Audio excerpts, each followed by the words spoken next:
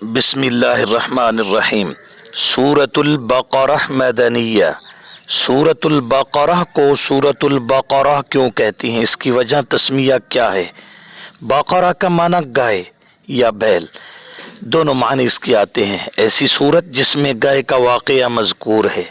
क्यों जिक्र किया, इसलिए कि गाय के तज़किरा से मकसूद था कि सूरत का रूए सुखन समझ आ जाए।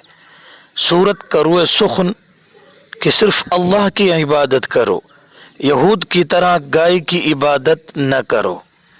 सूरतुल बक़रह मदनिया, मदनी सूरत हिजरत के बाद जितनी सूरतें या आयात जहाँ भी नाजिल हुई हैं उन्हें मदनी कहा जाता है।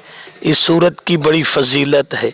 आप सल्लल्लाहु अलैहि वसल्लम ने फरमाया, दो जगमगाने वाली सूरतें पढ़ा करो।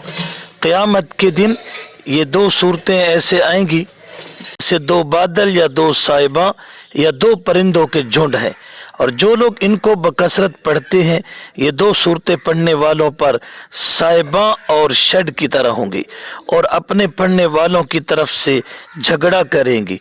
ये दो सूरतें सूरतुल बक़रह और सूरह आले इमरान हैं।